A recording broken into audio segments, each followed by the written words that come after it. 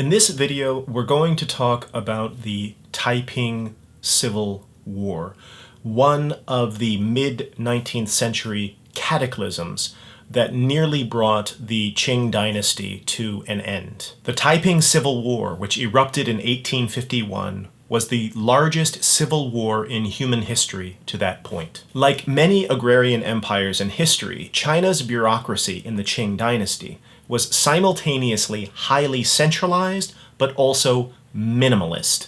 Centralized minimalism is a terminology used by Philip Huang, one of the leading historians of late imperial China. The Qing court jealously guarded control over the civil service examination, over the military, but was minimalist with regard to its desire to penetrate local society or, for example, extract high levels of taxation. To illustrate this, consider that at the height of Qing power, one centrally appointed magistrate was tasked with overseeing populations of anywhere from 200,000 to 250,000 people. And what's more, the magistrate in question, the local official, could not hail from the same location where they were appointed to rule. This was known as the Law of Avoidance. This was part of the centralization impulse of the Qing state. They wanted to prevent people from forming local cliques or local power bases that they feared would be possible if the person ruled or administered in a location where they were from and had family connections and so forth. How is it possible for such a small civil service to rule over an empire of this size and magnitude? And this will be connected to the Taiping Rebellion, so please stick around. Simply put, Qing officials had to rely heavily on figures we would refer to as non-state actors, as non-state intermediaries between the fingertips of local central power and local society. These non-state actors, who might be local notable figures or powerful families from the region, they were tasked or held responsible in a certain sense for carrying out tasks that in 20th century and 21st century society we would often associate with the state. This included famine relief, dredging canals that had been silted up, repairing bridges and dikes and dams. These individuals were not on the payroll, nor were they centrally appointed by the Qing government. When this system worked, it worked very well. In essence, a local magistrate was appointed to a particular county by the court in Beijing, and the very first thing that they would do would start to make friends and connections with local elites and power holders. These might be local merchants, influential family clans. Basically, these were people from the locality who knew how the locality worked. They knew who the different stakeholders and parties in the region were. They also had a vested interest in the well-being of the locality, at least in theory, and thus again took on the role of creating schools for the poor or orphanages. They often collected taxes on behalf of the Qing state and then submitted them to the local authorities. So they served as this intermediary role between Beijing and local society. In response, the Qing state granted them titles, all sorts of recognition and accolades and symbols of power that they alone, meaning the central state, enjoyed a monopoly over. So when this relationship worked, there was a symbiotic connection between central state power in Beijing and then this network of local non-state actors whose job it was, informally, to carry out many of the things that we would associate with state action. Now, what the Qing state gained in terms of this minimalist government, it risked in terms of leaving open this vast space beyond technically the control of the central state, where many different actors could emerge and potentially form alternate power bases other than Beijing. Within this vast space, not only could these local notables and intermediaries emerge, these are the figures that the central state liked, but also rebel groups and secret societies. These were power bases divorced from centralized power, which when they emerged and gained any kind of momentum, threatened the state's monopoly over legitimate power and the use of violence. Now, secret societies have a very, very long history in Chinese history, and I'm not going to go into them in depth. One thing that we need to know, however, is that when the central government in Beijing, whether the Ming or the Qing or otherwise, caught word of a growing power base or secret societies in the locality, this was cause for great alarm for the court and for emperors, and often triggered brutal, merciless crackdowns. So this is the centralized side of the coin in centralized minimalism. So during peacetime, the government was minimalist and relatively hands-off, relied upon these local non-state figures to assist in the administration of government. But when there was a threat to this monopoly of power, the central state could become extremely hands-on, extremely interventionist, and extremely violent. Now, as you probably have guessed, there were secret societies of some size that formed during the Qing Dynasty, during this period of demographic change. There are many we could talk about, but the most important one, and the one we're going to focus on in this video, is one that was formed around the epicenter of this charismatic figure, one of the most peculiar figures in modern Chinese history, Hong Xiuquan, born 30 miles outside the city of Guangzhou in 1814, the same year as the Battle of Waterloo, if you have those kinds of frameworks in your mind. Hong lived what might be termed a conventional life by contemporary standards. Through his young adulthood, he trained for the civil service examinations. He had the aspiration of passing the exam and serving in the Qing bureaucracy. So he was steeped in the Confucian curriculum, the full orthodoxy. Hong tried and failed to pass the civil service examination on multiple occasions. And this was not atypical.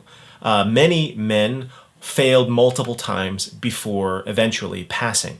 Hong, however, was somehow afflicted, vexed by these failures, and suffered a kind of mental collapse and was bedridden for 40 days. During that 40-day period, Hong had what was either visions or hallucinations, or somewhere in between.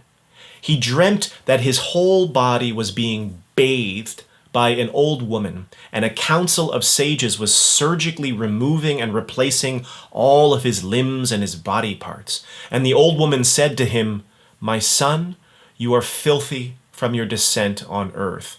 Let me wash you in the river before you are permitted to see your father."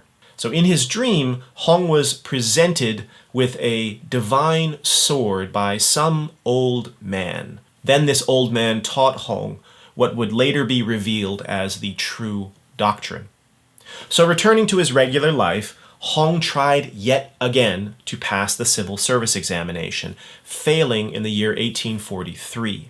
Now, around that time, there were Chinese Christian converts in China because of the outcome of the first Unequal Treaty. One of these converts was passing out pamphlets, and Hong got hold of one. And he saw a picture of an old man that made him realize this was the man from his dream. This man was the Christian God. So after failing the exam in 1843 and getting hold of this pamphlet about Christianity from this Chinese Christian convert, he began to study this pamphlet and also think back to his visions. And he realized from those visions that he was the second son of the Christian God and the younger brother of Jesus Christ. Hong went on to found a society called the God Worshippers Society. And basically it was a secret society, a sworn brotherhood. And it started out with just 6 people. An illiterate charcoal burner was one of them, kind of local disaffected scholars. And they concocted a vision for a utopian state that could exist within China that was patterned after an ancient document known as the Rights of Zhou, the Zhou Li. Hong and this very small cabal of people began proselytizing, spreading the word of this utopian society. He focused on other secret societies and other disaffected peoples in the region of what is now Guangxi province and Guangdong province. As we discussed in a previous video, China was undergoing profound demographic changes in the 18th and 19th centuries, a population boom. Now, while this grew out of a period of relative stability, it still placed unprecedented strain on China's agrarian economy, especially in the rapid growth of landless poor, that is, farmers and families without access to land. Over time, his following began to grow, and by late 1850 he had at least 20,000 people who were following him. This worried the Qing, who dispatched troops to put down this new organization. The Qing failed, however, and were repelled by Hong and his forces. Enthused by this victory, on January 11, 1851, Hong's 38th birthday, he gave himself what everyone should give themselves on their 38th birthday. He proclaimed himself the heavenly king of the heavenly kingdom of great peace, Taiping. What started out as a movement became a rebellion. In March 1853, Hong's forces took the city of Nanjing, establishing a capital for their new kingdom. And they would hold this city all the way to 1864. Now, during this period, an estimated 600 walled cities went back and forth between Qing military forces and Taiping control. And each one of these takeovers resulted in even more carnage. Most of these battles were carried out with spears and knives and swords. Oh, and by the way, the Taiping Rebellion was just the largest rebellion taking place in the Qing at this time. There were others taking place simultaneously, and there was extensive intercommunication between these various rebellions. And if all of this wasn't enough from the Qing's perspective, the Second Opium War broke out between the Qing and Great Britain. The Second Opium War, sometimes referred to as the Arrow War, concluded with Anglo-French military forces setting fire to the old summer palace, sending the Qing emperor at the time, the Xianfeng emperor, into exile, into flight north of Beijing. The ratification of the next unequal treaty, that is the Treaty of Tianjin, led to the opening of even more treaty ports, including the cities of Nanjing and Hankou. It included the creation of legations in Beijing, the right of travel of foreigners and missionaries into the interior of China. It legalized the importation of opium, legalized it. And finally, it banned the Chinese court from using a specific character that foreigners, especially the British, found offensive to their sensibilities, the character E, which is sometimes translated as barbarian. So, by the year 1860, the Qing was on the verge of collapse. The Taipings, although they had faced fierce opposition by Qing military forces, were experiencing a resurgence. The Anglo-French forces had just sacked the summer palace. Things were going very badly indeed.